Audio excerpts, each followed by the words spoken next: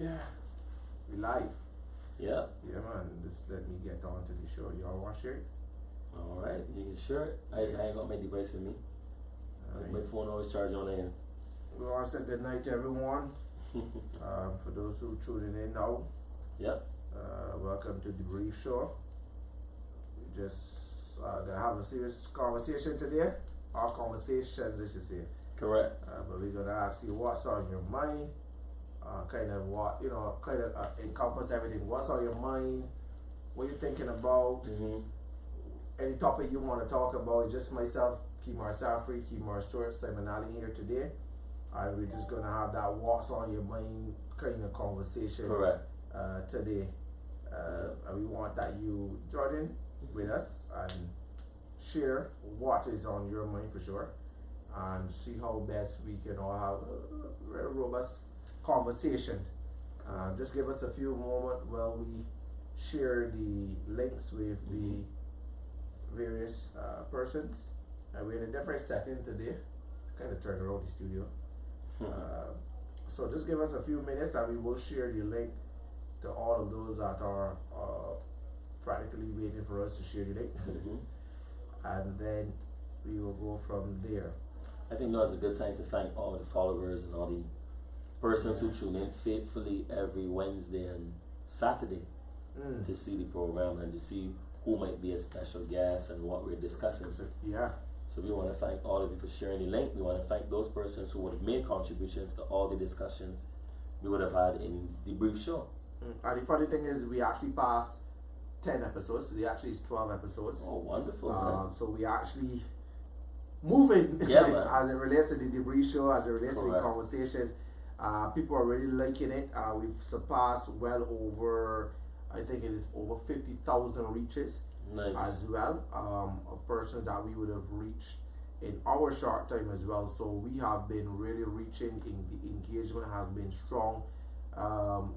People are really liking us. People are really liking what they see, what they hear.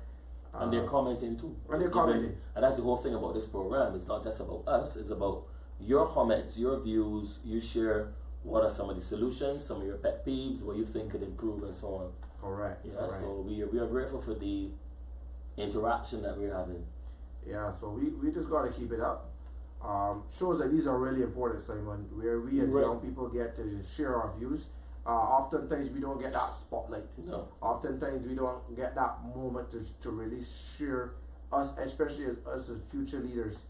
We don't get to share what it is that we can bring to the table. That's right. And I think a show like DeBrief does really showcase that we as young people have so much to offer. Yeah, and that the future too is in good hands, because not just us being here on the program, but when you read the comments of persons who've been following, and even how they had the whole debate on marijuana and then waste management. Yeah. You had a lot of very interesting comments from persons, just from inside their house. They get on the phone or they're on the laptop or tablet, and they share their opinions, and we are grateful for them, because with the DeBrief Show, it is quite obvious that these comments and these points go like recommendations to those who are in authority. Those who are in authority see it. They see the program. Yeah, I mean, definitely. We have people watching even from other regions.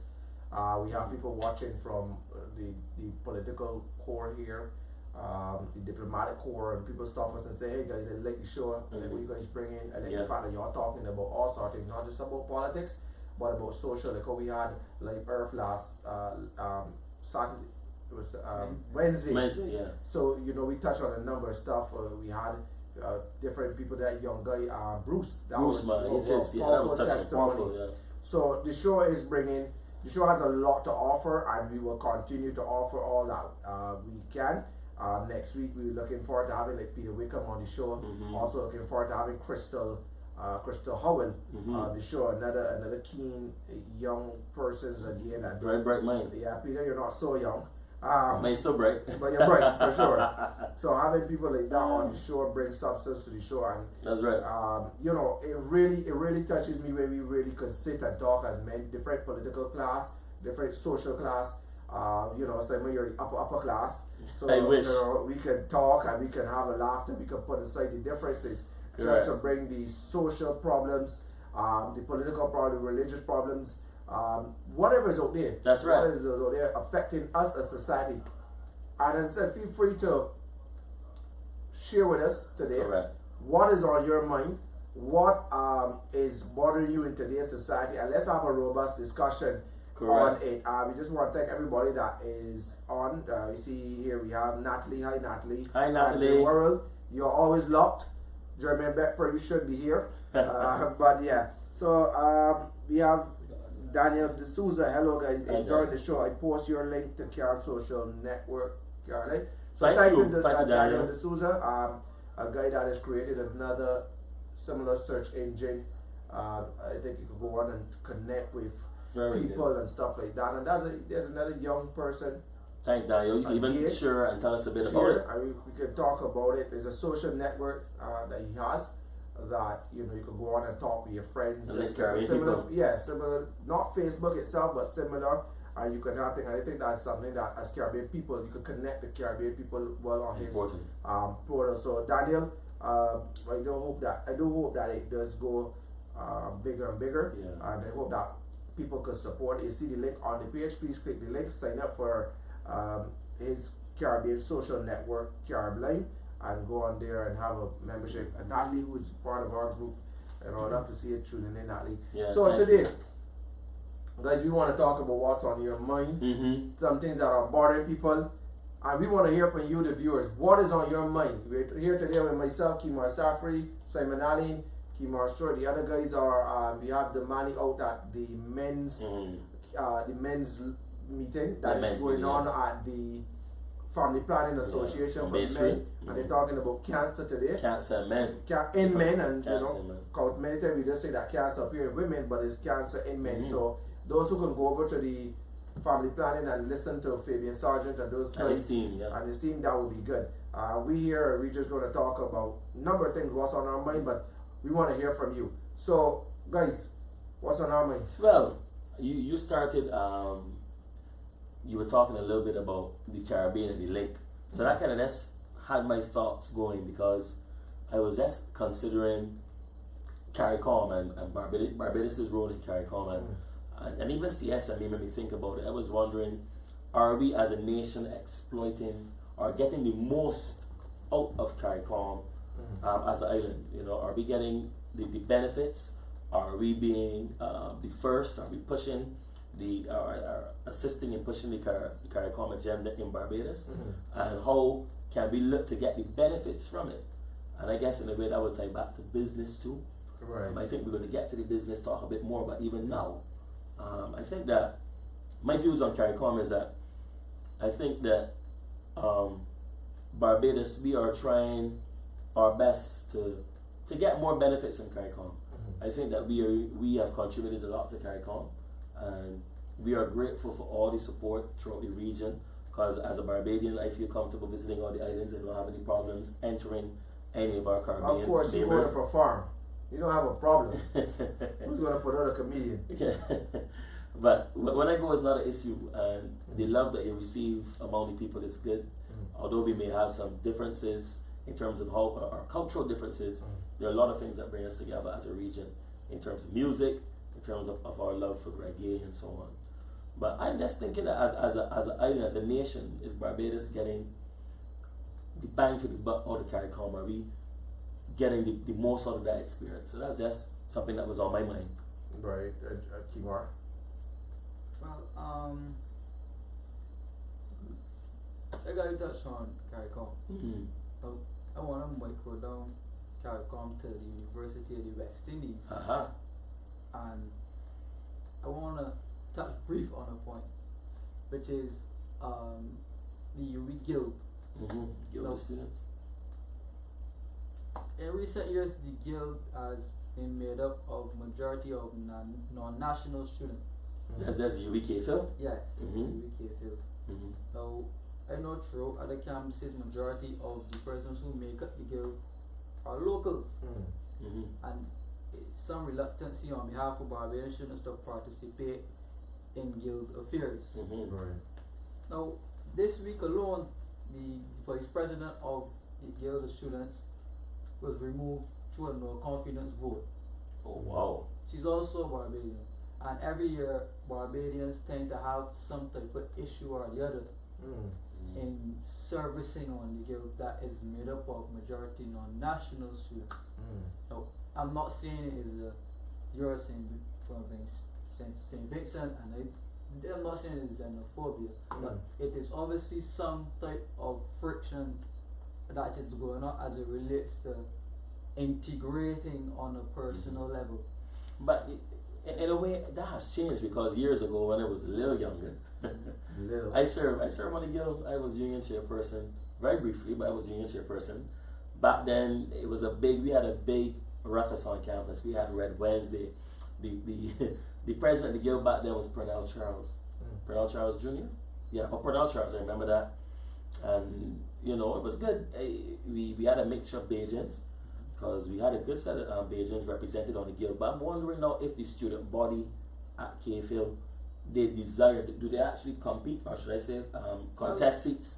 Well, the amount of Barbadians that put themselves up for service is limited, and then as it relates to voter turnout, the Barbadians do not turn out in their abundance to vote. Voting is the whole day up to evening, so I mean, even if you're in evening classes, you can still vote. Yes. But the problem is that's the question. That stems, I think, out of dissatisfaction from national politics in the country, and that type of distaste from national politics trickles down to the younger ones coming in, not wanting to involve themselves in elective positions. Now, for any person who is looking to get into elective politics in the future, I think the guild is an excellent place. Very good starting ground, boy. To start. And I personally would like to see more Barbadians getting involved in elective politics. Yeah, more Barbadian students. More Barbadian students at KFL. Yes, because then just that situation alone could stem to the future of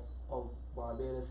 That's to say we have more integration from other islands and persons coming in and putting themselves up, and then Barbados just having a rejection from it, not wanting to participate in it. Laissez-faire kind of. Yes, I mean, and that type of activity is even stemming into business. We see a lot of investment from Trinidadian companies like Rossi and Bermuda and those type of things. But when they look across the Caribbean, they don't see much Barbadian businesses outside of Barbados. Beside the other group of companies, beside the others.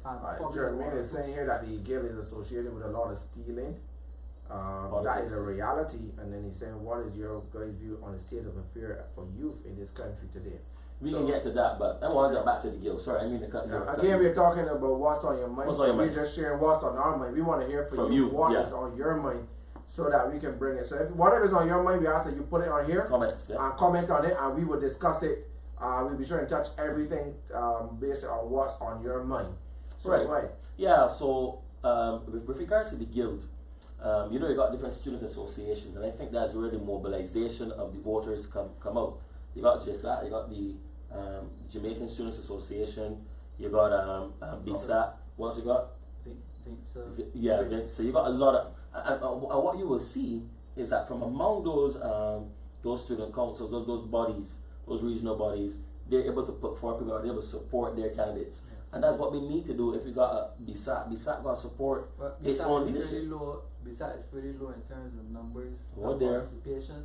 So you see the problem there then? For Barbadian campus, BSAT should be pummeling numbers. Yeah, pushing their agenda. So we got to find the issue. What's the issue that makes people not want, Barbadians not really want to be on the student guild? Because over the time for me, when I hear about the student guild at the University of the West Indies, I'm always hearing this accents. Like, I wonder if it was like not that again we're not coming against anybody, but I've always heard accent. And even the other day when my son go to school, I was talking to this young lady. I had this invitation to drop off at UE, so I saw this young lady with a shirt, University Guild shirt. I was like, hey, can you drop this off at UE for me? And she was not but Barbadian. You could hear the accent. So it's probably trying to find out what why people don't want to deterring people. I mean, what's on your mind? What is the reason you think that Barbadians don't? If you've been to university, because I've never been, so I don't even know. From my perception, a lot of Barbadian students are actually disenfranchised with the guild. They go to the bare lines and then the guild still got lines and things, right? Not even in abundance, like before the culture is not the same. It's changed. It has a changed. A lot of what you call xenophobia is fostering amongst non-national students and Barbadian students. In some regards, not all, because I myself am on committees at university and I participate with non-national students and we get along quite well and fine. There's no problem. But people stay in their corners, stay in the cliques and choose not to participate for whatever reasons. No, that's not good. It's not good. As a former union chair, I would say that's not good. I had my experiences where I kind of got cheated out in the race in the elections, and I know friends who has had the disadvantage put towards them as it relates to being involved in the guild, and they were all Barbadians. So every year from the time I went to university, to know it's some issue every year with the Barbadian students. So what you trying to tell me that only Barbadians on the guild incompetent? Or only Barbadians incompetent? What it says to me is that the Barbadian students have to clearly determine what is the role that they want to play on the guild, number one. But even before that, they got to recognize the importance of the guild in terms of managing student affairs, in terms of representing the interests of all students. Now, to me, it's quite obvious that students who are from within CARICOM would have a vested interest in making sure that their student life and their student experience at K-Field is a good one. They spent thousands of dollars to come here to study, so they want to make sure that they're with the group. Yeah, so, and I can't blame them. When I was studying in England, I was doing a master's program. We formed the first ever International Students Association. You know, we did that. We got together some guys from all over, some from Poland, wherever we got together on campus, and we were master's level students, and we did that. So I find that sometimes the local students, sometimes not all, might be a little laid back. It's like, all right, these Bajans, we here. Yeah, we have a laid back approach. We got a laid back approach to it. While these students that are coming from within the region, they're here at K-Field, they want the most. They want to make sure that whatever challenges they face, that other students that come don't face. Right. And that's where it starts with these student associations. If the Bajan students really want to see the transform in the guild, they got to revitalize BSAP, though. Besides, it is. I know, but I mean that you got to be doing more active. Your presence got to be felt. I know it's got you know, the Jamaicans do their week, right? It's still got the weeks and really well subscribed and stuff. We got to up it. Your Bajan students will tell you, really, truly, I can't with the guild here. I just want to come here and leave. I just want to do the work and leave. But first, no, we want to be here in the first place. Oh, well, there you go. But that's the problem then. People's university experience, they're just doing university out of duty. They don't really want to be there. Yeah, and then the only way people will join a club is because when you go to get a job now, they ask you what type of service activity you were involved in the guild. And you say, well, I was in BSAC or what's not. They only did it because it would increase the chances of getting a job, which is not essentially the worst thing, but I think Barbadians don't have that knack for service of others. It's more of a self-serving thing. So if I can, some, I guess, some not all, not speaking for everybody, but I think the reluctance comes from disenfranchisement, from seeing the negative stuff occur, the rumors. They want to be part of it. They want to be a part of that, so they tend to shy away. Like in Barbados, on a national level, they have huge chunks of people who just don't go to the polls. They hate politics. They hate politics. They don't want to talk about it. They don't want to see it. So now it's affecting our school systems. Yes, so it's trickling down to the Barbadian culture at campus, and that is a problem. Yeah. Because when these people get out in the real world now, they carry on that attitude. And so I don't care about politics, I don't want to talk about it, but then your entire life is politics. Every day in your life is politics. Some level. Some aspect. So answering Jermaine's question, the latter part of Jermaine's question was what? Mr. Beckford's question. Which questions is million and one equals in here? Oh Lord, let me get back to Beckford. People stealing is a reality? No, I mean the latter part of the question. So what do I think? What do we think, guys? What do we think about what is your on the youth? What is your views on the state of affairs for youth in this country today? I guess that's something that we can talk about. If there are any other questions that are different to that, we will follow up with that. Yeah, what we want to hit on is the what is on my mind personally is that the lack of, you know, over the years we've always seen why a lot of black businesses, and they're using black businesses go ahead, brother, specifically, suffer.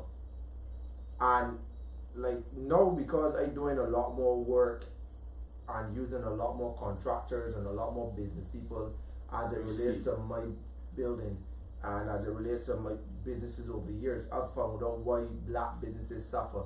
Give me 2 reasons. Give me 2 big reasons. Now, one of the main things I will add is that the lifespan for startup businesses in Barbados is 2 to 3 years before it dies. Now, what I've gone to find out is that the reason why a lot of businesses die is not the fact, or it doesn't stem from money. It stems from the customer service and the service you provide. Customer service meaning that you don't always hire the right people. Sharpshooter is that you don't always hire the right people, or you hire people because I can hire my friend Simon, but my friend Simon doesn't have a vested interest like, oh, I do in my business, and he come and he's not trained in the business, and then he end up pulling down the business, or the people that you have end up pulling down the business in terms of the kind of service you want. The other thing is the service you offer, meaning that I give you a job as an electrician, and I give you a break to say, listen, I want my house wired. You charge me $10,000 to wire my house. I think it's fair. I willing to pay Simon the $10,000. But what happened is Simon taking the $10,000 and trying to keep $9,000 as a profit, and only bring one other man to do the job, and take forever to do the job. Correct. And you there wondering sometimes why, when you work with people, it's only one time. It's a one-time affair. Correct. Or sometimes you pass a job that you do, but you can never go inside and show them boy that kind of job, that job you do, because your reputation is so ruined. Because one, you didn't deliver on time, you deliver poor, something happened in there, and the businesses don't want anything to do with you. And then people pass on words. So Key Mark come here and ask me, yo Safri, who do that electrical work for you? I said, boy, you don't want he try to find somebody else. And that then Key Mark go out there with Simon name, and you know he's a good electrician. Whole boy get a bad report for he, but no, he find somebody else. And you know, because of small society, so you fall down on the quality of work, the service of work you're providing, but also the services you provide. True. Will have, especially retail business, and that's why you tell people a lot of time the businesses stifle because of those 2 mere things: customer service and the service you provide. The service you provide and customer service. I want to provide a different outlook on that. I can read it from like what we call a poor man perspective. So you start a business, right? Let's just say you are a mason. Start a business. More than likely you don't have much money in the bank, right? So you get $5,000 start in a couple jobs. You make $5,000 in a couple jobs, and you gotta live off of that money, right? You gotta eat. You gotta pay a bus fare, you probably got kids, you're probably in debt, bills, all that type of stuff. So the money that you should take to reinvest, to buy more tools, probably to increase your talent as a mason, you gotta live on it. And then you probably may got 1 or 2 bad habits, like you probably drink, you probably smoke. That's really big, and you killing your business there. You're probably buying prostitutes and paying for sex and those sort of things. So when you pull down yourself in that way, then the money that's available for reinvestment is limited. So then you end up struggling, right? And then people who hire you like self-respecting people. So if you know that Simon is the type that when they pay him the money, he's going to take it and do whatever he like. Although I may not know him personally, but the word passes on, and that information would say, you know what, somebody would pass and see Simon working on the house and say, well, oh, don't hire back Simon because he can take the money and go down Nelson Street and do what he gotta do. And this is Barbados, so the attitude is there, the culture is there. So then Simon runs into a rut and gets a hard time getting more jobs, and that type of stuff. And then lo and behold, Simon actually gets up and leaves and go to Canada. He could get out kind of licking because it's a different mindset, different culture. Probably. But I want to even tackle this from a different angle too. You spoke about startup capital. You also spoke about reinvesting in the business. One of the challenges facing small black businesses or even medium-sized black businesses or local businesses is the money access to finance. But Access. I'll explain why. I'll explain why, Kimmer. Access to finance, because what happens is that, alright, they say, but we want to see your books from XYZ. Fine. You show them your books. if you don't start, you ain't got the books. But okay, we want to see your books. You're not starting business good. We want to see your books. You know, we want to see how the money is being spent, whatever. Then on top of that, now you want to get a loan. Let's say you want to get $20,000 to re-outfit your kitchen. Let's say that you do food. So at least $25,000. You want to get a new commercial oven. You want to get commercial fridge, whatever, and make sure stainless steel stuff. Make the place set up. You might need more than 25 grand for that. Right. But then when you go to credit union, sometimes you go to the bank. It's an issue. It's that sometimes you got to jump through so many hoops to get the finance or the money to continue your business, because at the end of the day, that's if you there start are up ebbs and and flows. that's if you start up and want to expand. Right, because you see things beginning to pick But up. that could be too that entrepreneurship in some regards is not sustainable in Barbados. No. I mean, Flip hear me side. first. I mean, okay, you might get work for a couple months of the year, but True. on a sustained Oh. basis to be able to maintain your lifestyle, right, and still maintain adequate business, only a certain amount of people will actually get over that hurdle. Mhm. And I say that because we are a small economy, we are only $3 billion US in terms of, I don't know if that's true, but we are a small economy in Mhm. terms of GDP and what's not. So the amount of money that is available through, I would say, your immediate circles Mhm. may not be enough to sleep, because if I am say I'm selling insurance, Mhm. with all the amount of competition that is in Barbados in terms of insurance company, me as an insurance salesman, ain't every day that somebody gonna want to buy insurance. No. And the amount of people that may be available in the economy to buy this insurance is small. Right. So I mean, there's some room to expand, and plus two, we are not spenders in Barbados. You're savers. We are savers. Correct. But the flip side of what Simon was saying in terms of access to finance, you know, having had so much businesses myself, I've still been both a social entrepreneur and a serial entrepreneur. One of the crippling things is that y'all were hitting the nail on the head when y'all were talking, especially you and Kibar. We have bad habits as young people. Yeah.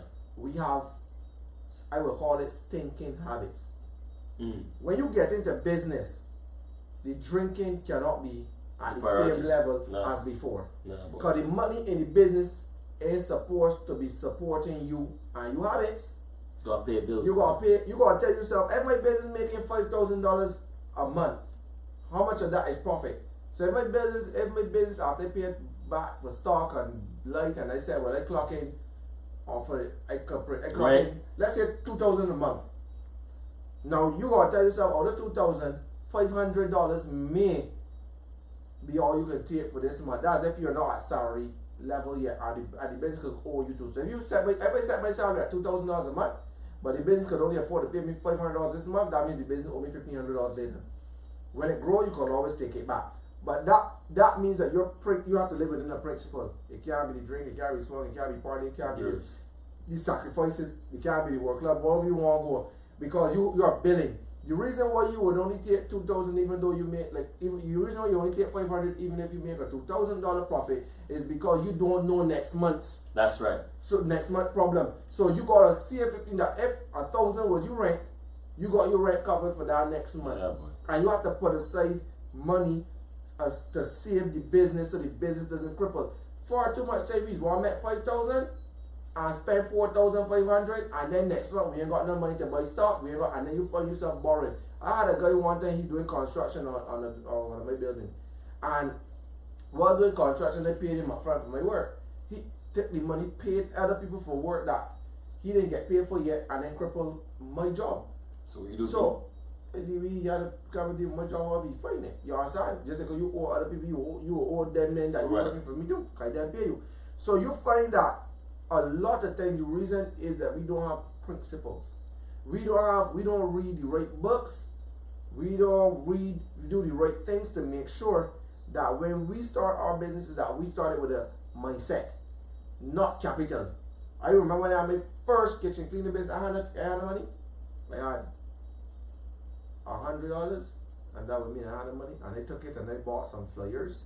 And when I bought the flyers, I walked out the whole of Bridgetown, the whole of West Coast, South Coast, and I handed out flyers. And in 3 months later, 3 to 6 months later, I got my first job.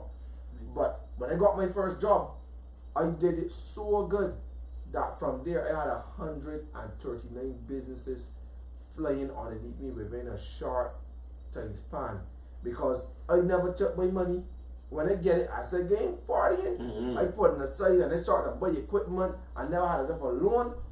I never had to go and get a small this or a small that. I took my money and I invested it. So I think that when we in business, we have to get a mindset. It's true. And we have to understand that $5,000. I tell them, man, if you see $100,000 in your personal account, you could walk on and say you got money.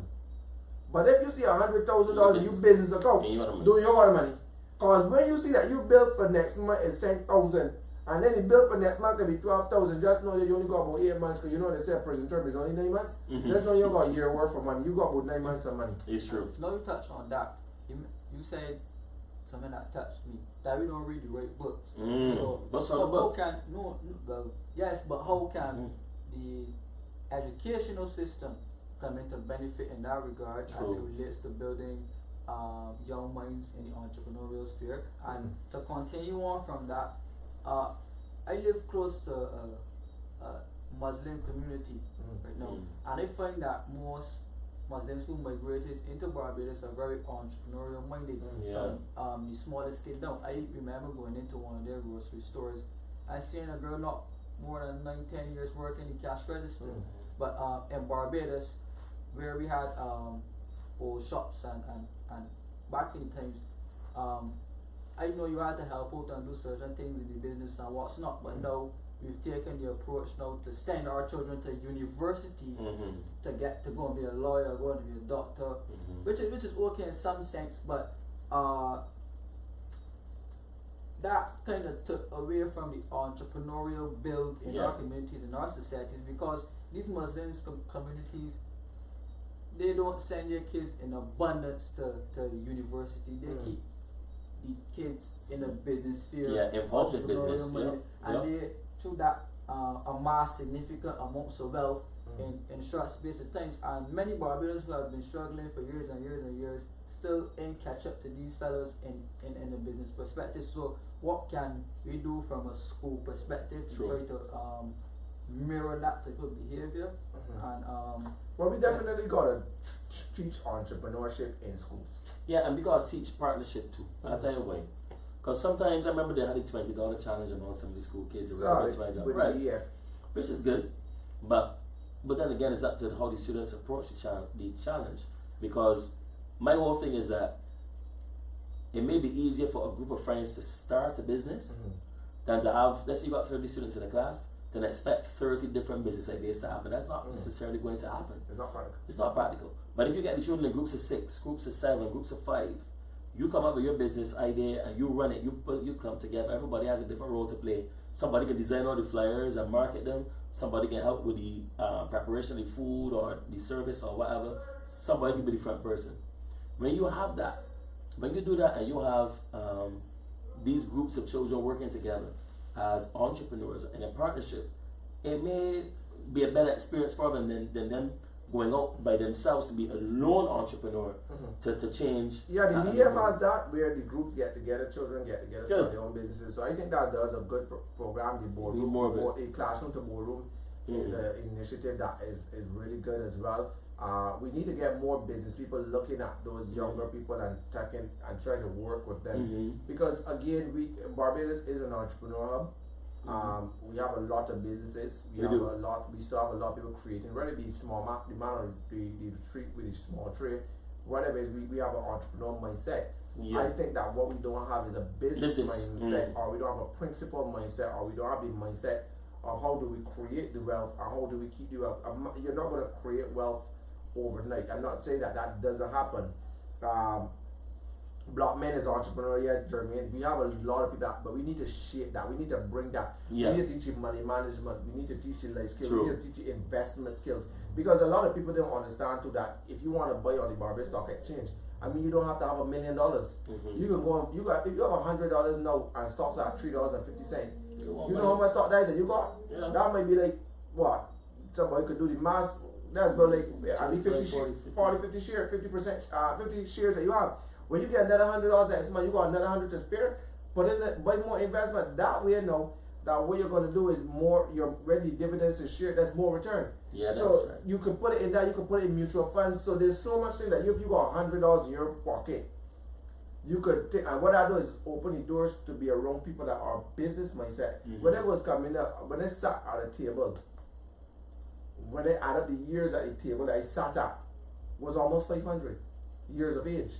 Because you're dealing with men at 60, 70. If you got people around, if you got 10 people at your table, and all them over 50, how much people that are years, guys? That's a lot of experience. That's a lot of experience. So many times we don't want to associate ourselves with the people that could help us, and that's why I always pride myself on talking to a lot of older people and having friends with older people. So when I sit down, my business friends are older people.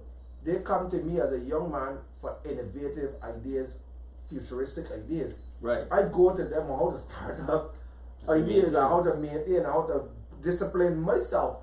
So even every month I go on my family accounts and I make sure that as a man taking care of my wife and children, that I have that principle, how much I spend for this month, how much I spend, and keeping that track. Get a little accountant friend and say, hey, keep track of my accounts. I get $100 a month to keep my accounts in order, so I can know what I spend. So again, when I want to buy something, a piece of land from the bank, and the bank don't got a history of how I spend my money because I never borrow, I can say, hey, this is how I spent for the last 3 years, yeah. I can bring a statement from my accountant showing you that, so I spend that way, I pay courts, I pay standards, I pay back, I could pay back. Right. But that way, so we need to build ourselves to be more responsible as well with it, as it relates to money. Everybody want money.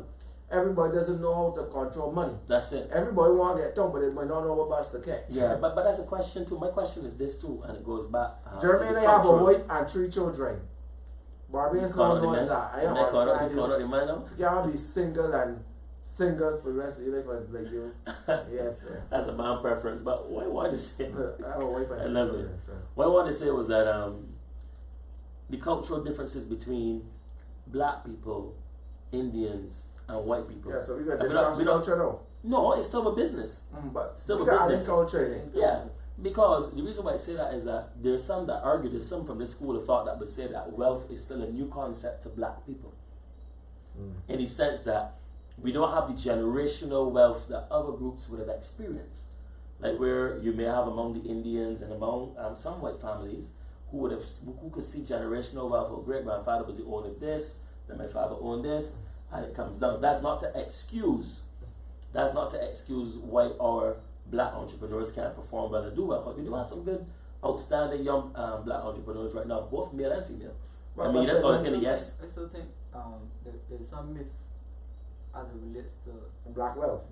Yeah, that is a myth. myth. Very wealthy black people in Barbados and around the world. And in the world. Yeah, But how I understand where you're going with it, but I think that just through the fact that people don't like to educate themselves, and not university educate themselves, but educate themselves with the politics and the economics of a country, like understanding the business of taxes and write-offs and investment.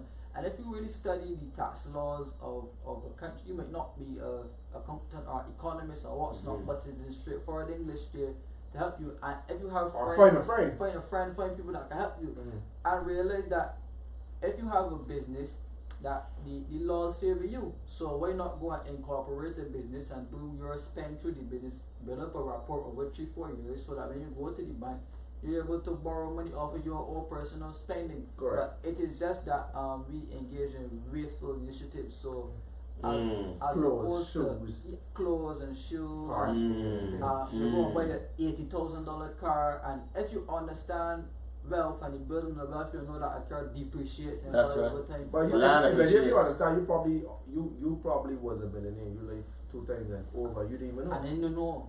You know, I remember we did a chart with our clients in homeless, and they did like a life chart, like how much cigarettes you smoke in your life, and when you started, how much you smoke a day, how much you feel that you smoke in your lifetime. But when you add up a box of cigarettes, you find out that man must have done like out 300 grand in his life in cigarettes alone. Imagine that cigarettes. That didn't have anything to do with alcohol. That didn't have anything to do with food. That didn't have nothing to do with other paying bills, rent. You know where that stems from though? The fact that we are consumption minded. Yeah. And it's a cultural, goes back to a cultural thing. When Rasimba was on the show, he made the mention of, do we produce cars? But everybody, well not everybody, but most people have a car. Probably everybody got a car. Yeah. Our car waiting for them. We do not produce the things that we consume. We usually consume from others, and the consumption from others builds wealth from them. So when you as a person, you get paid your wage, everything that you buy, you consume. You do not buy anything that builds or multiplies. So yeah, you just buy one for now. For you just consume majority of your wage. So let's just say you raise the prime example. If you took your money and you bought stocks, that is consumption in its initial stage, but after the fact, it becomes a wealth building initiative. And you might not even see it now, but long term your children can benefit from it. But just hit on the part of the culture with Simon. Culturally, black people were very wealthy. If you go to tribal culture, especially within Africa, those guys had we got about 1 million tribes on there. Different. Those guys culturally are rich. Those guys have gold. Those guys have oil. Those guys have a lot of things. It's obviously because of the modernization of man that really took away a lot of things from these people. Black people are always known to be wealthy people. Black people slavery took a toll more on the Western hemisphere, but in with Africa and those things, don't forget those people were pretty wealthy. Those people didn't even need money only. Those people knew how to do trades. So you grew rice, and I could grow cassava, potato, and we traded. So a lot of the money, a lot of things were done on trade. Even slave trading was huge, right? Because trade was a big thing around the world. Now obviously you trade on stocks and stock exchange and all of that, but stock trading was big. So a lot of black people had wealth. A lot of black people had a lot of things, but as modernization comes to play, it's just a different. So I think that if we were to start adopting the mentality that was always there, obviously we like to stay on this whatever quote slavery mentality, as in, oh, when I come from Africa, my family come from Africa for the slave ship. Like if there's this part where you still have to break a generational curse off yourself. I don't consider myself the last slave. I understand my history, but I know I have to change that history for better future for myself and my children. Okay, well, do we put that in a modern day? Jeremy said you're looking for a wife. Well, I don't know if you'll find one. Probably going to see your fish. You don't have to be lonely. I know. Let's put that in a modern day perspective. What I think is the trap for a lot of people right now is this idea of welfare. And we can touch on that too. Ideas, things like low income housing and programs for the poor, and not to say that, not to take care of the issue or the problem, but we can discuss poverty. What low income housing initially in its initial stages was meant to do was to house people temporarily. Start a home. So if you don't have a home, you come, you get a home, but the idea was for you to start there, build and move. Yeah. But then you have a lot of people now wanting to stay in these houses, don't want. But those are generations. I mean, I had a girlfriend that lived in a government house, right? She was 4 generations up. So it started for her grandmother, who is still alive, her great grandmother is still alive, her great grandmother is still alive, and her great grandmother is still alive, and all of those, if each of those grandmothers had 7 to 8 children, all of them passed through the house, and it was like, and that was only supposed to be the start house for them, but it just became. But those things kind of get you stuck in a mentality, right? That you're poor and low income and you can't do no better. But you're in a tech mentality from the government. But what about the fact that I have this belief, right? I may get cast, but I hope I don't. I have this belief that sometimes the system creates the poverty mindset or create poverty. Now, if we look at the welfare system, I believe that the welfare system that we currently have keeps you in a poverty mentality. Now, I work with homeless. I give the homeless people that I work with, depending on if they're on drugs, I give them 13 months. So the 13 months could be, I think, 2 weeks at Psyche for detox, 6 to 9 months at Vernon House for drug treatment, and then to us for 6 months reintegration into society.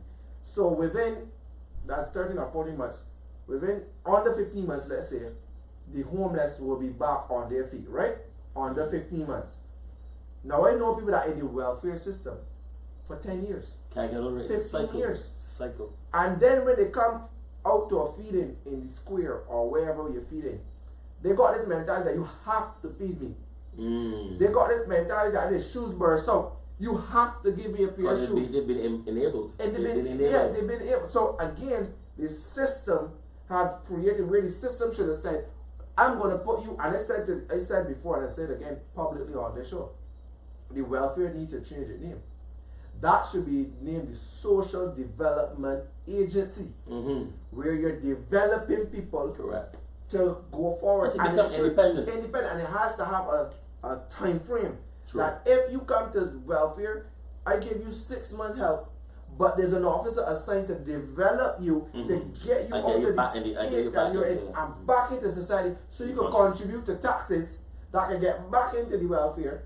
Because when you came and you're increasing the welfare pocket every year, but people are not coming off. It's not sustainable. When the Prime Minister made the announcement that they were giving $5 million additional dollars to welfare because of the people that were going to be retrenched, and they would understand people would have been in a state. Now ask yourself this: if the welfare has 10 million but needed 50 million to operate, and the Prime Minister gave them 5 million, there's an operational budget there. So that means that the people that come in ain't really gonna benefit from it because they always needed 15. You get where I'm coming from? You always needed 15. So we have to look at the system that we have, and we have to change it. I think that's basically like a power move as well too, right?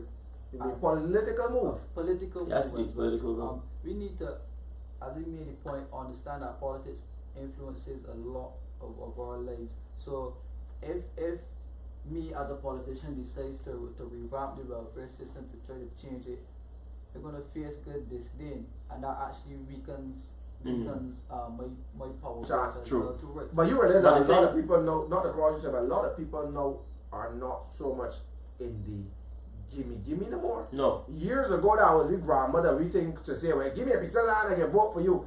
Give me a this. People know, and say, people mentality, no, hey Crystal, you're on next week, so hey, Crystal.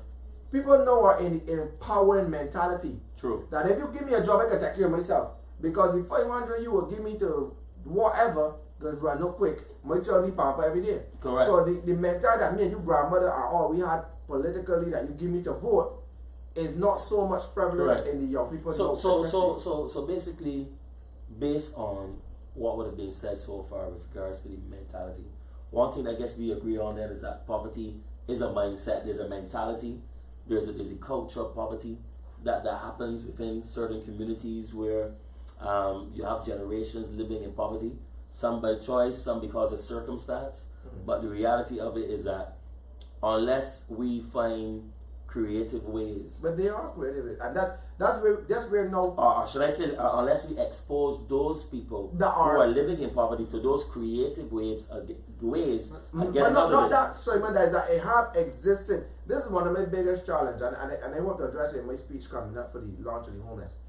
My biggest challenge is that there's NGOs out there already, charities, that are already working to solve poverty in Barbados, you know, and are successfully eradicating poverty, but does not have the resources, and not only talking about money, but also the resources within government, technical and otherwise, that if they were to have that, poverty in Barbados would not be at the level it is. Imagine then, you can use myself.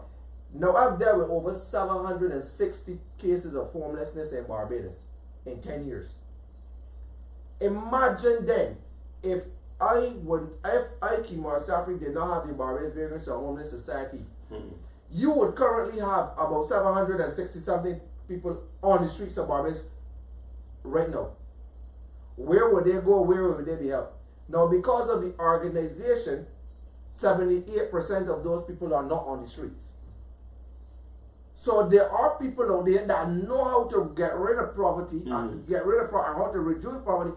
But again, they need the support from the corporate, from the government, and we need to look at what is already working and work with what's working instead of trying to reinvest. And then bring in some stupid consultants with a foreign passport to come into your country that don't understand your culture. That's it. And write up work policies and write up this and write up all this, and it never worked for the country because they been on the ground in the country.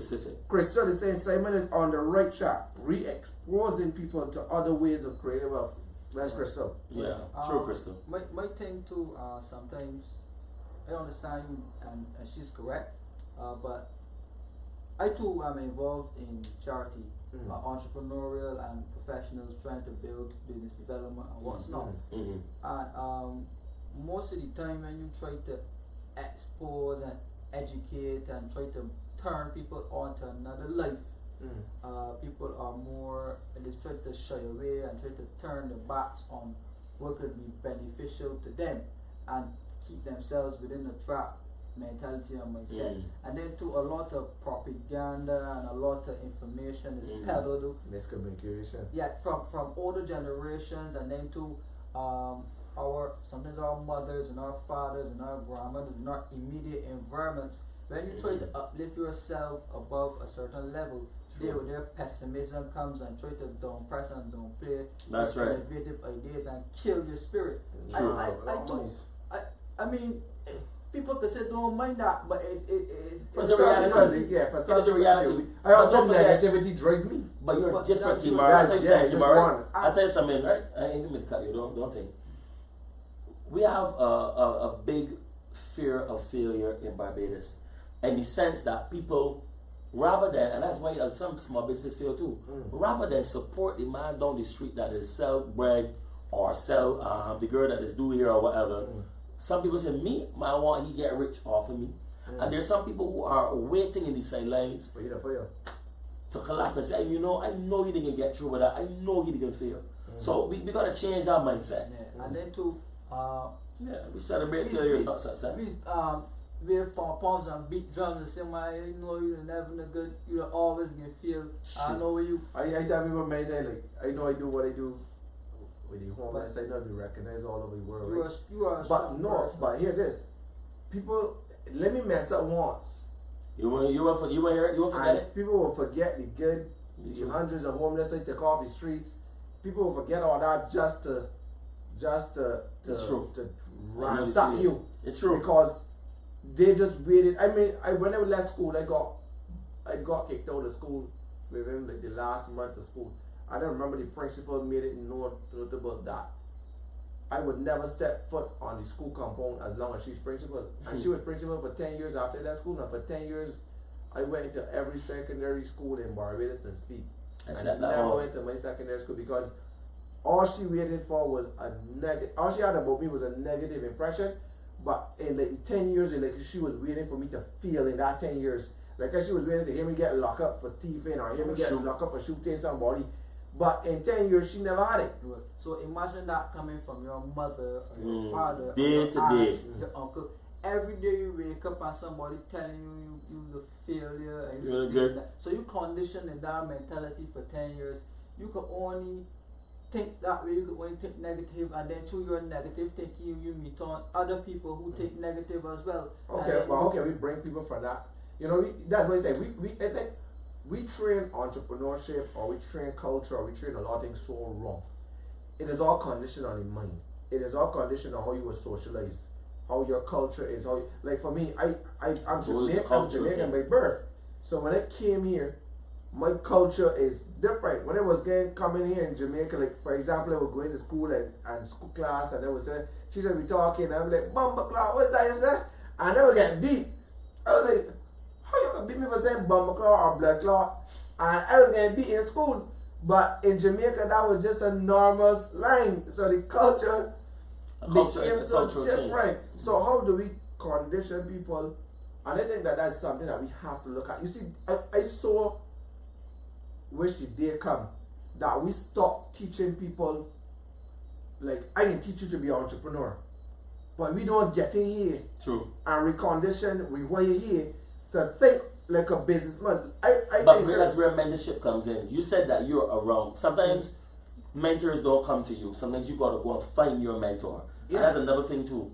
As entrepreneurs, you gotta be able to go out there and find that person that's gonna mentor you and show you the ropes and encourage you, so to reprogram your mind. But see, we shouldn't even have him doing all of that. The fact that we have a government, right, and we have plants and networks and funding, we have assets already. Yeah, we got infrastructure in place. But it then comes down to priority. No, just a little bit of history. There was a commission called the Moyne Commission in Barbados. You are a political scientist, so you would know what I'm speaking about. And that commission basically provided, after 1937 rights, provided a construct which actually shaped how Barbados is today. So, like, to some degree, the cookies and milk policy and the school meals, some of these low-income developments like the Pine and the Deacon's Farm and these type of industrial estates and so on. That was in 1938, where somebody came down from England or wherever to try to shape that. Now, it comes a point in time that we need to re-evaluate the principles of our society, because there was no significant time since that time where the entire country, or let's say, well, our elected person sat down and said, well, look, the model that we have been running in terms of development has become outdated. It is not working for us. We need to change anymore. We need to change the outlook of society. We're having the same problems year after year. But the only way, Kimar, that I see these things change is when young people like ourselves get up and be the change, man. Be the change agent. But these are where you're talking policy now, and we can look at politics. Us as young people get into this politics and get into this race to be elected members, to go into these chambers and challenge these so-called outdated treaties and policies and legislation.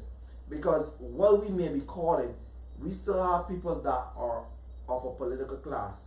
We still have people that are of old political family and elite coming in the same in the race. And we're not discarding anyone, but we still have people that when they hear Simon name, his grandfather, grandmother was in politics, and that person is still behind you as your mentor.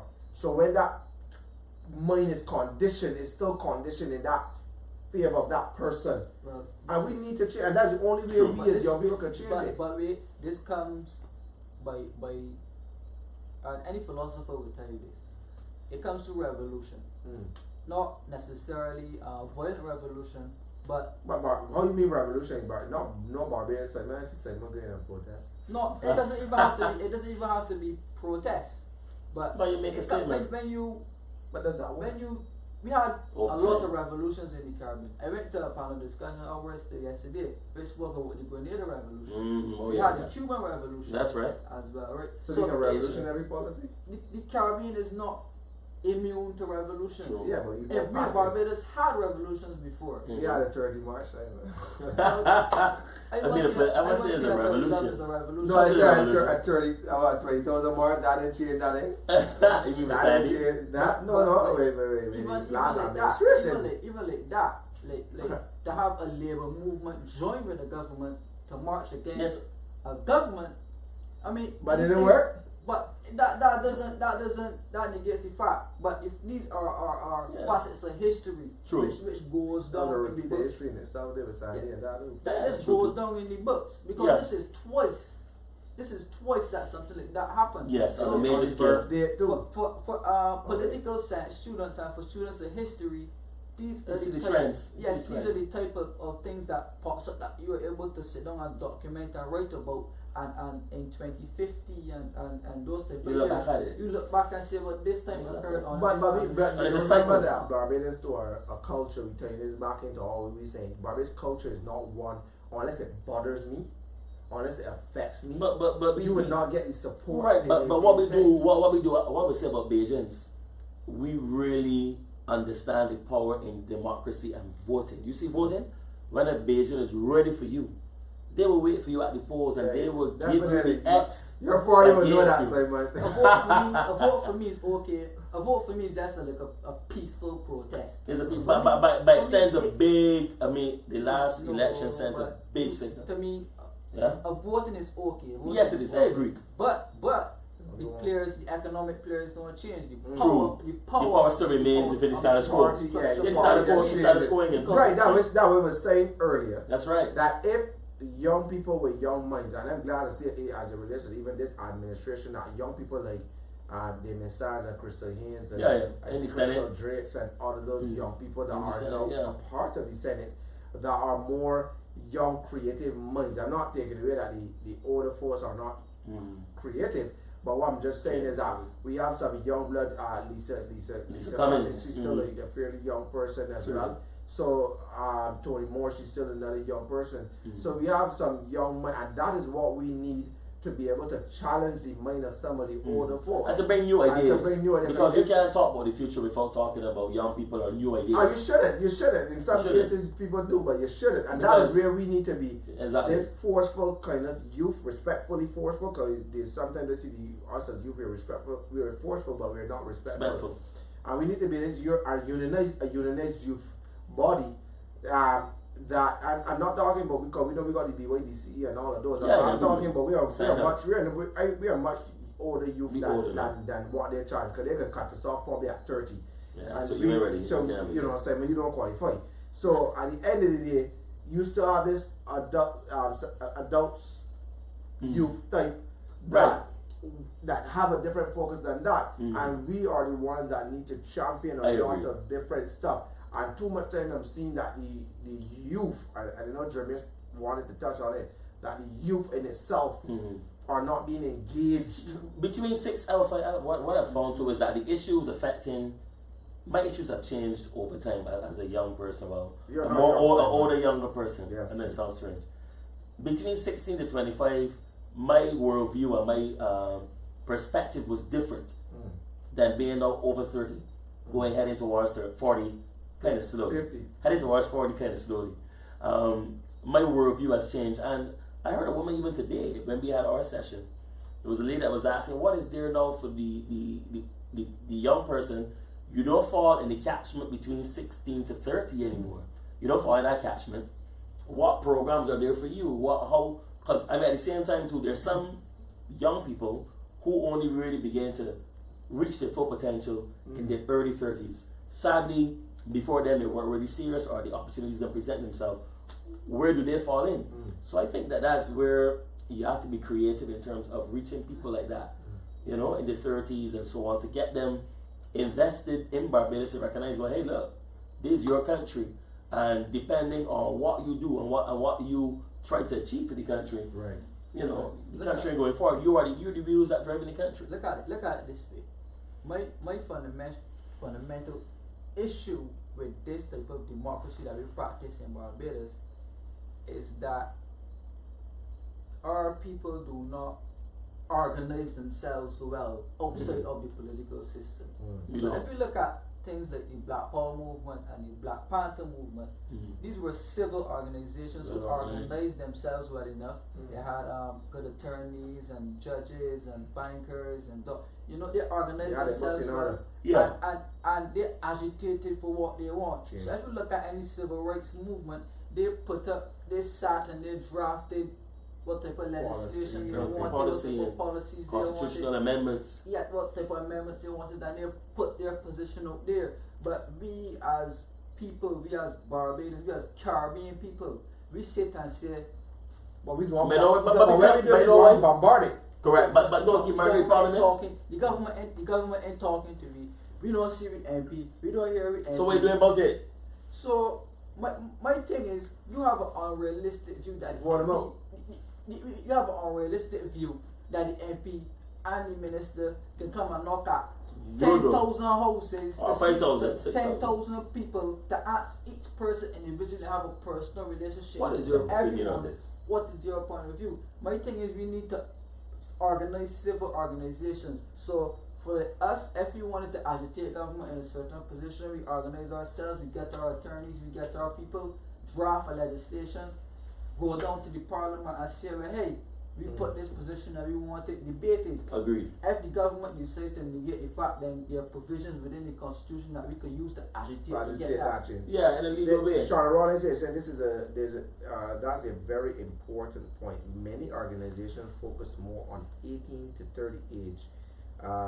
Jermaine is asking how old is the youngest minister in Barbados today. You're asking Barbados today as in the newspaper?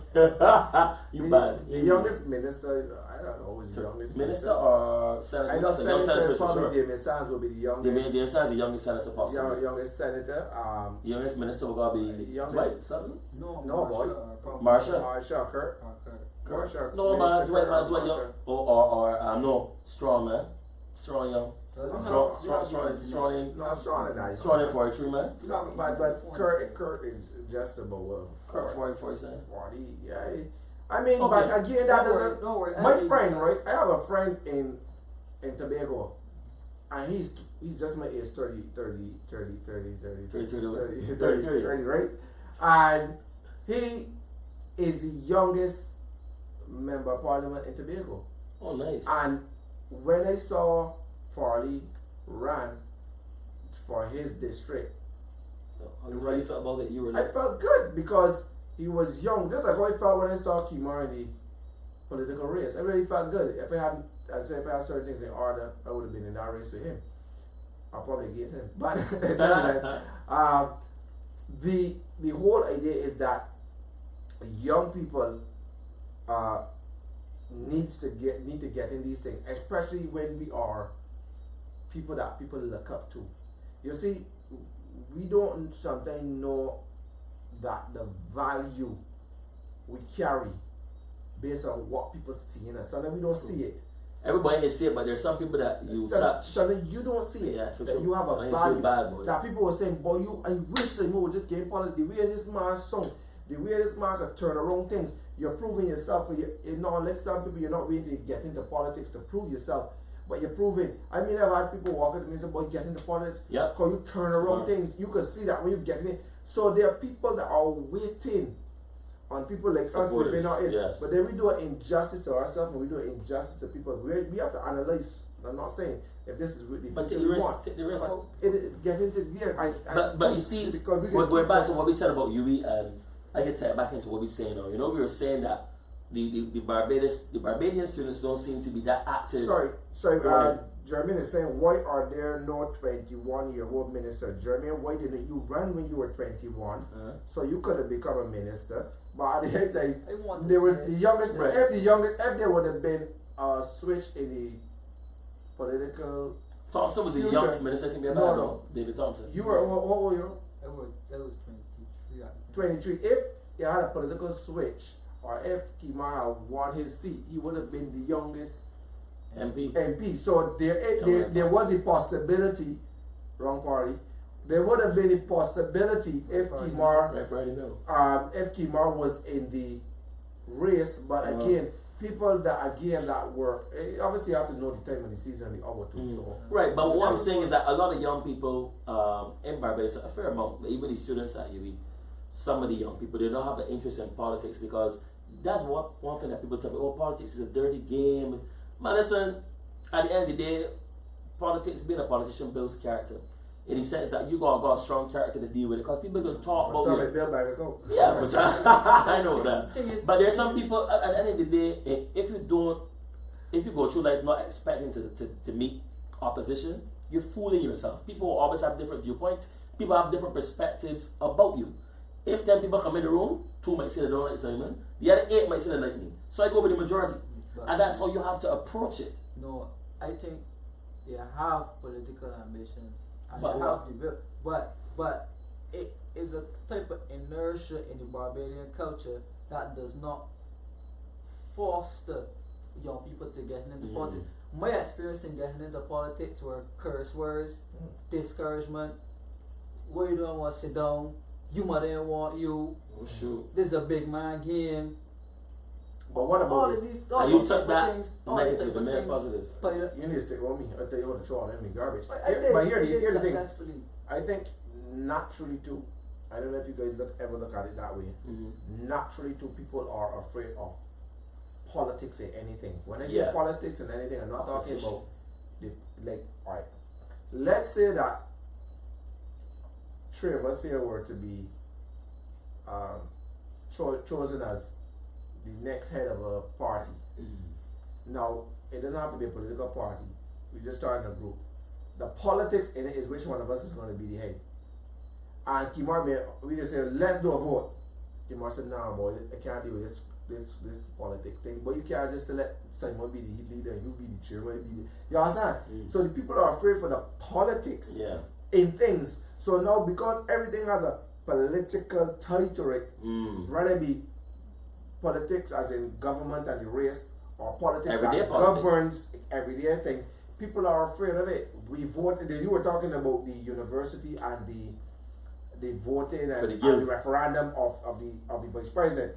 That's politics at play. It's politics. Not our government politics, but it's that's politics. So people now are saying everything that we're doing now is seemingly have politics involved. You can't escape it. You might say you can't escape it. It's everyday politics. Yeah. But for young people and even for the nation, I think that Jermaine is asking how serious are the young people taking politics? the young people take politics very seriously. They take politics very seriously. But but one of the issues is that people like propaganda more than politics. I would say that. A lot of the young people like propaganda more than politics. So if something come up on your phone, a funny meme or this or that, people like it to run with it and they will share it. But if something comes up that's a political nature that is serious, people might look at it as depending on the time of the season, you'll find that people are a lot more politically minded around elections. German is saying, Simon, you know full well you could work really, really hard for your party, and the old boys club will dismiss you. It is true. There's a risk that you take. It is a risk, bro. I think that's why you become a thing. Go ahead, Kimar. I mean, Jermaine kind of preempted me on that. Okay. Right. But that I have two examples of which I saw that happen. The first thing back in 2013, I remember. I may not have been 2013, but I remember the time when the current Prime Minister was the leader of the BLP, and some of her colleagues put what we call no confidence vote in her and managed to switch her out to bring it on after. Now, as a young person looking on, I thought, well, why they don't want to give the younger person a chance to shot? Why they trying to bring back an old boy to try to do his thing? He came back and he lost. Can't necessarily say that I was angry about that, but my thing is that the old boys look out for themselves. The old boys organize well. The old boys do their thing. They understand what they understand politics and they understand the game. They understand how the game is played. You as a young person coming in, you want to come play kiddie boxing in a heavyweight boxing match. So we as the more younger, agile ones, we can't be saying and say, the old boys. They want to give me a chance. In that, organize, decide on who is going to head up what. We line up behind those persons and we go for it. Here's a flip side to that. And I'll be real frank with this here too. Go ahead, brother. Many times as youth, we like to kiss ass too much. Yep. Now the flip side of what you were saying is that if I get into a party and I start playing roles in parties, I start sitting down on executives, I start sitting down on branch meetings, branch executives, whatever again. I have to tell myself where I want to go when I start to play. I'm doing it for a reason. Member and a floor member, and I just be a floor member. But if I can start to do things in a party, and I hear Jermaine talking about working really, really, really hard. If I started to do stuff, I am going to make it known to you within the branch. My intention is to run, boy. Is to get to the next level. So as I do, somebody may be willing to train me. somebody better be willing to tell me the ropes and let me get so I can get through. I will do my part. You can't expect battles, and you cannot expect battles, and you cannot expect that things will not happen. But where I stand is that you have to, and many times as young people go in, we always have this. We have to stop with this perception in politics that because we want to help in the branches or because we walk behind the candidates, we should get something. You have to place yourself. You have to do your work so that when that candidate move, and then because they walk behind Simon as a candidate, don't mean they want to take off the Simon after. I may got aspiration for down the road. You understand? But the point is that you have to start to identify yourself as the next candidate. You can't identify yourself as the next political yard fowl. You both there doing everything. The minister tell you, sorry, not the minister, the MP or the candidate tell you jump in, and they realize, you know what? He ain't got no leadership bone. He body here. He's just a yard fowl, or he's just a, and then they don't see you as a leader. Yeah. If I go into a party where they be B or D, you have to see me as a leader. I want to touch on that point. I agree with that. Real. I mean, there was a situation where I told a sitting MP, well, sir, you know, I have some interest in a particular constituency, and I would like some guidance as it relates to achieving that goal. So the man said to me, well, no, if that's the case, you have to be of service to my son, because my son will probably be the next choice. So I told him, well, you know what, you keep that, because I do my work. I prove myself to be valuable, so you don't have to come and kiss ass to you or your son to get nowhere. Well said. So, lo and behold, I continue on my journey and I keep doing that. So my advice to young people is don't go in wrong nobody. But you know what advice to young people is? Work and let your work speak for you. Yeah. Work and let your work speak for you, and continue to believe in yourself. Don't think that, especially when it comes to leadership, and it may not be politics on the big scale. You might want to be the next chairman of a youth council or youth organization. You gotta be able to work people and show your worth through your actions. You gotta do that, because at the end of the day, nothing is given to you. And I expect opposition, expect the foolish low talk, expect foolishness, but be true to yourself and remain consistent. At the end of the day, I mean, they say fortune favors the bold, right? Right. You gotta be bold. Yeah. I mean, Columbus get on a ship trying to get west to east, or trying to get west by getting east or whatever. He didn't know where he was going, but he did what he had to do, and he went so-called discover some lands that were already there. That are already discovered. You know. So what I'm saying to you is that you gotta be bold in this, and you gotta take a stand. But you have to know why you're here. Why are you in the political party? Yes. I mean, okay.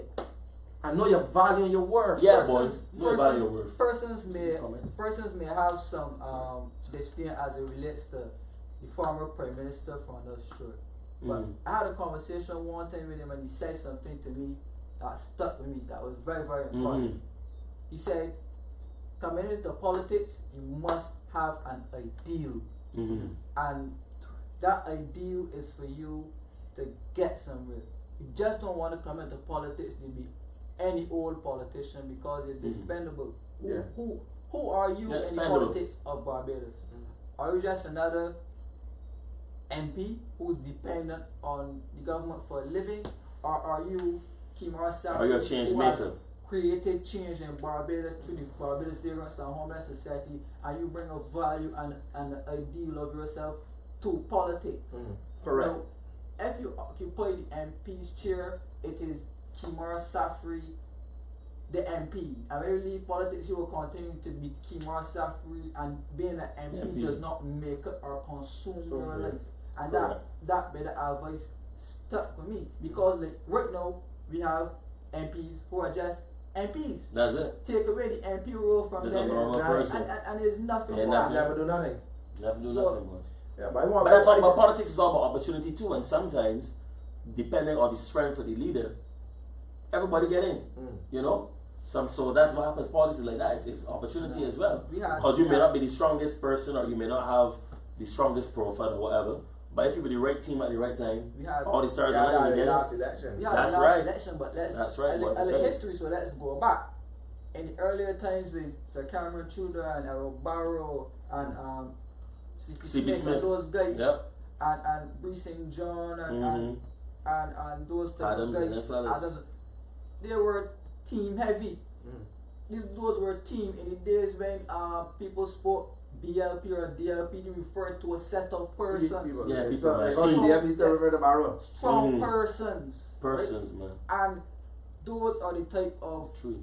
that is the type of politics that inspired me. Yeah, Not man. this washy politics now that the Okay. MPs are not saying much outside the poor people this and Yeah, very do very this generalized, for- very generalized Right. statements. I Nothing with substance. I prefer to have a politician in place that has an ideal of himself, that Right, knows right. his history, that knows I know where he wants to take Barbados. knows where he wants to take. If Mia Motley does not, let's not wishing anyone, but she does not make it, if the Lord decides that he wants her, or she's not sick and she can't continue, or let's just say a vote of confidence happen and she's not preferred anymore. Who? Nobody's showing themselves worthy to be. You let me, man.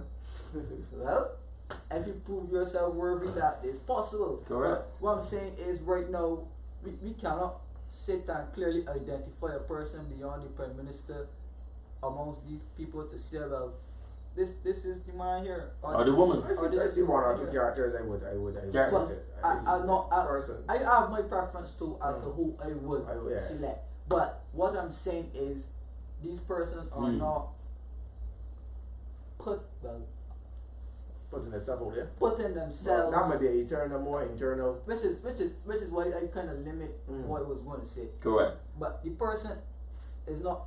Well, I guess I heard Peter Wickham speaking about Cynthia Bradshaw and me being Prime Minister material. Yeah, we got him on the show Wednesday, so Yeah, definitely. we can talk. We can talk. you Yeah. know, I want some advice from Peter too. When I'm on the show Wednesday, I think. I want to get some yeah, advice from but him.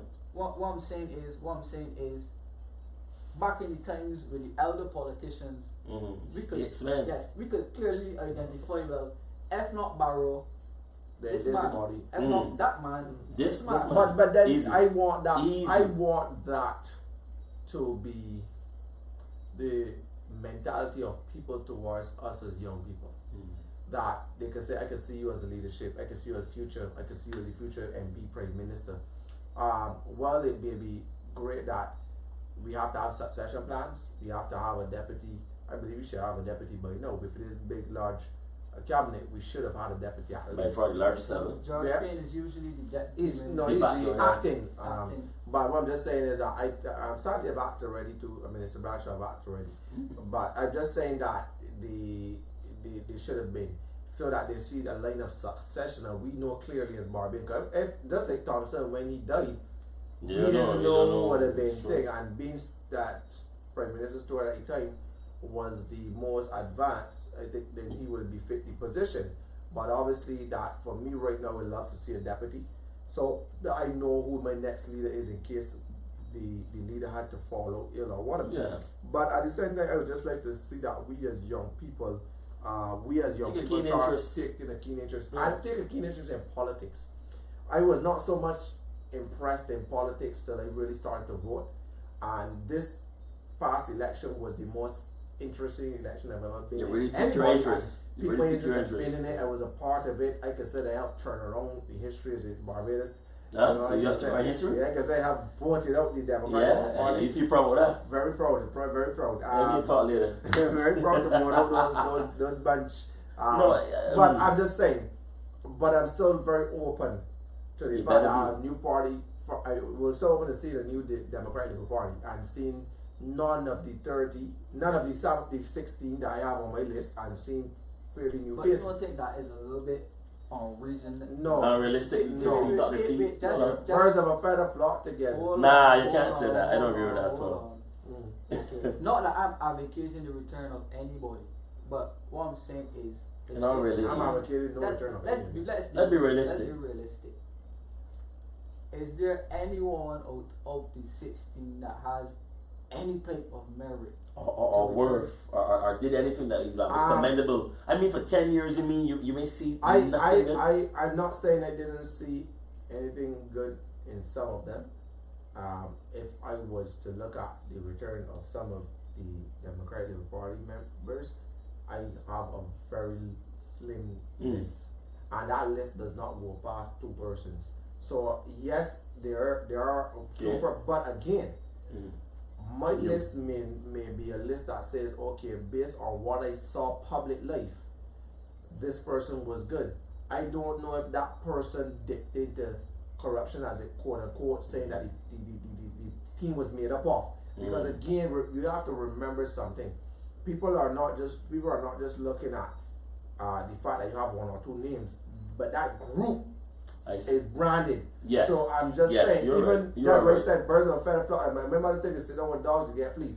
So at the end of the day, there may be 1 or 2 that you would like to come back, but because of the group associated, and you might not only get that, you might get a group too. You get a group. My fear is too. This is my fear. Talk to me. Let's say one of the more respectable ones was to come back and take over leadership of the Democratic Labour Party, but that person now would have, quote unquote, politics in here again, would have the power to bring along who he or she deems, and end up bringing along some of the ones that the people don't want. True. No. I just saying the politics. Right. You have a point. I'm not saying the politics is in government. The politics is within. I said, use my word. How many want you with me? If that person become both political leader and both opposition leader, that person have the power to influence and to say, well, do you embrace Simon, boy? And people will say, but Simon was a thief, boy. Nah.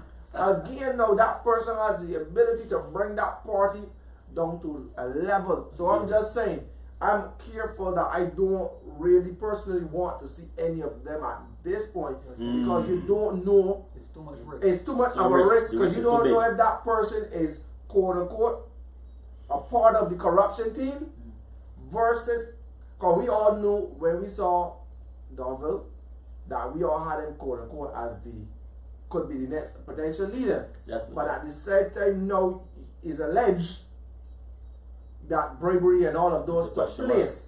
So again, while he was the point man and the yes man and everybody had an eye set for him, look what is happening. So while that may be the case, it can happen to somebody else now that we can say, well look, I think Kimar is the best boy to come back. But Kimar won't bring back Simon though. And you may not know that until you get in and that rubs off into the whole race, and then you got a whole party kerfuffle, because again, people looking for heads to roll. So if you bring back one of the heads that people want to roll, you're in trouble. And that's the party in trouble. Not you, the leader, the party in trouble. Because then Kimaro associated with it, who ain't guilty, who ain't got a turn. And then you going up on the top of the stage, now everybody saying, well, look, you got a thief at the stage, and you're not right here. History again. Cast some minds back to 2008. There was plenty allegations about corruption. I mean, David Thompson went on a corruption frenzy. Yeah, he had a check and everything. He had a check and everything platform. Yes, he had a check and platform. I recall some names that were implicated. Former Prime Minister Oyanfa, Glenn Clark, you will see the Marshall and a couple others. But a lot of these fellas came back into government. No. Right. But there was a bigger tactic that people focus on. But wait. These men managed to rally through that disdain from the public. Right? So what I'm saying is, while the public may have a perception of corruption and a sense of it, some members of the public, I mean, it happened on the other side. It happened on the other side as well, and people accepted that. But here's what I'm going to tell you. But I mean, this is not, as I said, this is not in defense. This is just me explaining. Right. Not saying it's in defense. I'm just saying this. If I was to puncture you in your arm, and I was to get punctured in the same part of the arm, I could pull out that knife, and I have literally no pain. You could pull out your knife and have all the pain in the world. What I'm just saying by that is that sometimes the wound is the same, but that doesn't. The pain is different. The pain is different. So while there was always corruption allegation on the other side, this side probably made it more evident. While it was speculations over here, it was evident over here, and evident in the sense that you are seeing even allegedly in this. While people are saying the DLP corrupt, in this case, where now he's allegedly being charged, kind of proof they put it in the case, where you're seeing that they're saying that former ministers own yachts that can't seem to add up on government salaries, former ministers that were broke to the bone, that used to owe people money for rent, used to have to be paid for rent, own big thing and had millions in accounts here. Whether that one minister alleged that another minister get over millions overseas. So again, this pain, and then what added the fuel to the fire is you made the country suffer along with what you were doing. Well, the other party, if it was the case, they didn't make the country feel because the recession, there was no recession back then. Regardless of the recession or not. I could argue with you from an economic perspective. You can. Right. But perception. Because perception is greater, yeah. When these came in 2008, right, there was a lot of what we call cleaning up as well. As it relates to the debt situation. That was 15 years. So 15 years, I mean, there was some good developments on that thing. Excellent. But there was still some messy situations that the Dems cleaned up as well, right? Yeah. So I mean, but when one party comes in and say, "But hey, I'm cleaning up from the last administration." Every administration does. Every administration will try to use that link. Everybody has to listen. If you were in the Barbarian Home Society, I'm president, and I run in the organization. When you come in, you gonna say, you don't know what you're doing. They know what you're doing. No matter how much success I have brought in that space of time, because you have to do it your way. You have to do it, and that's why I believe strongly that a lot of the heads in the directorship and the PSAs and different stuff should have switched, and that should be a policy where these people should. I let the fact that they should be when you come in, you can do that. So that you bring in the team with you that you need to be able to go to the next level. I'm just saying, at the same time, the pain was just a little bit too much for the country. It was too much victimization. I can say that on my part, I felt victimized. Well, I will not be victimized. There was too much. There was too much of hatred. There was too much malice.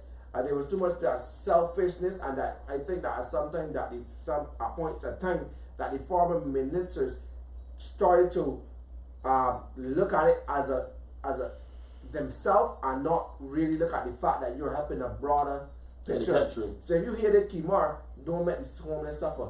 If you hear this Simon, don't make the audience suffer. That at the end of the day, you have to serve a much bigger role. This is where you put aside self, you put aside what you feel, and you do what is right for the interest of the country. People. So again, it was just too much to bear for a country, and I think that is why I think they need a different political class of people now.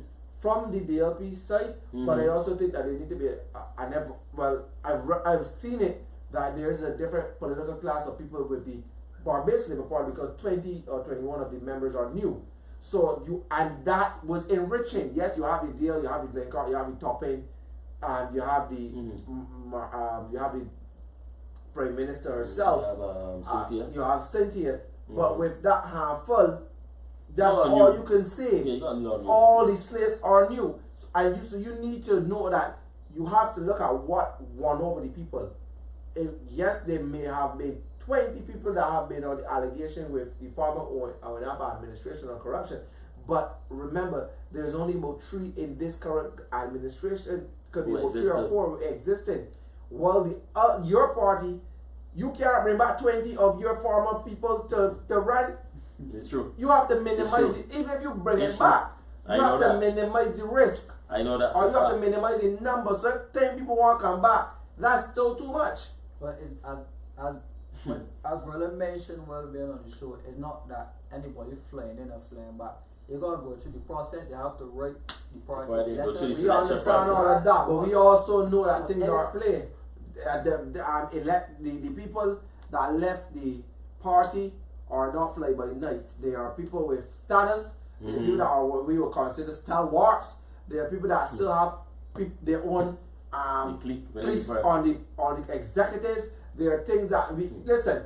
We know that Trump won by the electoral commission, electoral college, but at the same time, the people don't want him based on the popularity vote.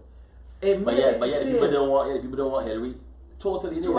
But at the same time, I'm just saying this. You're right. Well, the people of Barbados may be the makeup of the people voting, the populist vote. But when you electoral college vote, it may vote in favor of one of them. Well, the popular vote don't want, and that's what they use. Okay. True. At the end of the day, they still have to go back to the public to be elected. If the public don't want, if they manage to get through the process of the party and what's not, okay. When they get to the public and the public don't want them, just don't vote for them. But true that, but here's what you still have to secure the future of the party and your own interest in politics, because at the same time, when the last administration ran down, it went down with all of those that were also on the platform. It didn't just go down with the 16 that were MPs. It went down 30 love. At the end of the day, if you don't want to repeat guilty by association, you cannot allow for that door to open. Once that door is open, you could easily have another 30 left.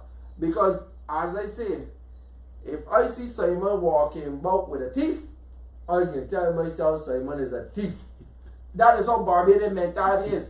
So when Simon come by my door and say, yo, I see you with a thief, and I feel you're a thief too. Just like people say things, that people see you with somebody that is gay, they associate you to be gay. It is true. And it may be just your friend, or it may be your brother, you may be your sister. But at the same time, I'm just saying, we can't be naive to think that we are Barbadians are going to. No, this is serious. Nah, because people can see you as that. People say, you like, and you are more than you better come out my house. So you get punished for something. Exactly. So I run now, or I make him run. You surround the Baba. Remember the step when Sonali killed the body. Well, I hope in that regard that none of these 16 at least 26 ministers were no influence with none of these 30 that went long. Well, you had that part. And also in that regard, then your example applied to but no, politics is a friendly game, so you know. Yeah, true. Nevertheless, we take your point. Right. As Simon, Vice President, I'm sure that he will take that. No, I mean, we need to have more discussion. Like this here. Today's show was really enlightening. We discussed culture, we discussed politics, we discussed education, we discussed youth, we discussed entrepreneurship. So we had a very open discussion. We thank all the people that really, Shannon Rollins and Jermaine, who should be here. Kimberly Hines is now watching. Kimberly Hines, one of my staff. Thank you guys for listening, tuning in, and we hope to have Daniel, D'Souza. We hope to have more robust discussions like this. We also want to hear what's on your mind. Do remember to like, share the page. We discuss topics such as this. Very enlightening. We come to you again next week. Next week is going to be really interesting. Yeah, we have Peter Wickham on next week, Wednesday. Yeah. And then on Saturday we have Crystal Howell. Another great person. And I guess we can talk about we have another topic to talk about with her, with Alice MPs playing their role. I think that was her article in the paper. And also the new Thorn Commission. She's also a part of that. So we're going to discuss that. We can discuss another thing. Obviously, Peter's in politics, statistics, everything that was on. So we want to ask everybody to tune in with us next week. Wednesday and Saturday at 6 o'clock. Right here on the DeBrief channel. If you can please like our page, share our page, let people know about us so that we do less sharing. But do tune in for the next episode of DeBrief. I'm your host, Kimar Safri, here with Simon Ali and Kimar Stewart. Out today is the Manny Small, and Jermaine Bedford. Anybody got anything coming up quickly? Right, I'll be giving a panel discussion tomorrow. Yes. University? No, at Queen's College. Queen's at College. 5 p.m.